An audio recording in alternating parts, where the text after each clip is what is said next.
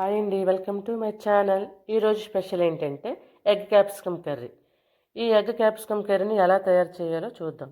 ఇప్పుడు వీటికి కావాల్సింది ఉడికించిన గుడ్లు, టమాటా పేస్ట్, కరివేపాకు, సాల్ట్, తరిగిన క్యాప్సికమ్, తరిగిన ఉల్లిపాయలు, ఆవాలు, కొత్తిమీర, కట్ చేసుకున్న 2 పచ్చిమిర్చి, గరం మసాలా, పసుపు, కారం, ఆవాలు, జీలకర్ర, అల్లం, వెల్లుల్లి. ఇప్పుడు వీటి తయారు చేద్దాం. ముందుగా స్టవ్పై కళాయి పెట్టి స్టవ్ వెలిగించుకుందాం.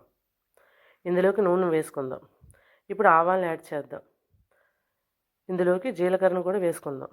ఇప్పుడు దంచిన అల్లం వెల్లుల్లిని కూడా వేసుకుందాం. ఇప్పుడు కరివేపాకును కూడా వేసుకుందాం. ఇలా వేసుకున్న ఈ మిశ్రమాన్ని ఒకసారి బాగా కలుపుకుందాం.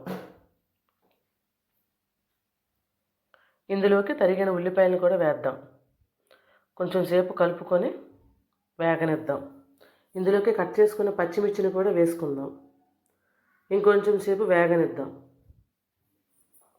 ఇలా వేగిన మిశ్రమంలోకి కట్ చేసి పక్కన పెట్టుకున్న క్యాప్సికాన్ని వేసుకుందాం.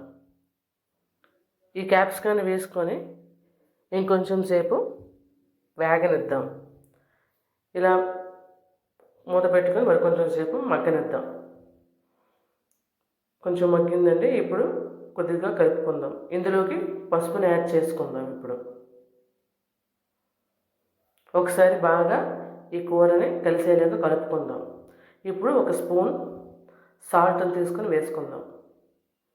ఒకసారి బాగా కలుపుకుందాం వీటినంతటికీ పెట్టేలాగా.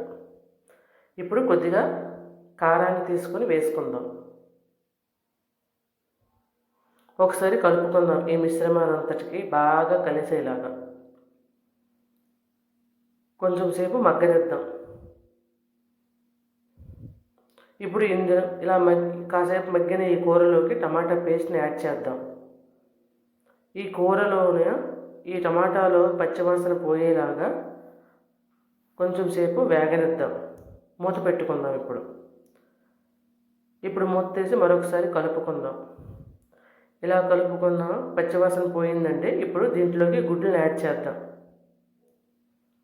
దీన్ని ఒకసారి కలుపుకుందాం. మూత పెట్టి ఒక 5 నిమిషాలు బాగా మగ్గనిద్దాం. మూత తీసుకుని మరొకసారి ఉప్పు, కారం అన్నీ కలిసేలాగా ఈ కర్రీకి బాగా పట్టేలా చూసుకుందాం. ఇప్పుడు కొంచెం వాటర్ని యాడ్ చేద్దాం. ఇప్పుడు కొద్దిసేపు మూత పెట్టి ఒక 5 నిమిషాల పాటు ఉడకనిద్దాం. ఇప్పుడు గరం మసాలాని యాడ్ చేద్దాం. అలాగే కొత్తిమీరను కూడా యాడ్ చేద్దాం. ఒకసారి ఈ కర్రీ అంతటిని కలిపేట్టుకుందాం.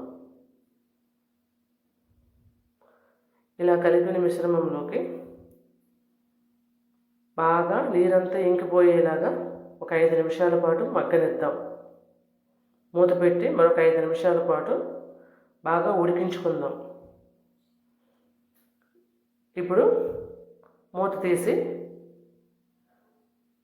చూద్దాం. ఉడికిందండి. ఇప్పుడు ఈ మిశ్రమాన్ని బాగా కలుపుకుందాం. రెడీ అయిపోయిందండి ఎగ్ క్యాప్సికమ్ కర్రీ. దీన్ని ఒక బౌల్లోకి తీసుకుందాం. రెడీ అయిపోయిందండి. ఎంతో టేస్టీగా ఉండే ఎగ్ క్యాప్సికమ్ కర్రీ రెడీ అయిపోయిందండి. ఇది అన్నంతో సూపర్గా ఉంటుందండి. మరిన్ని ఇలాంటి వీడియోస్ కోసం నా ఛానల్ లైక్ చేయండి, షేర్ చేయండి, సబ్స్క్రైబ్ చేసుకోండి. థ్యాంక్ యూ అండి.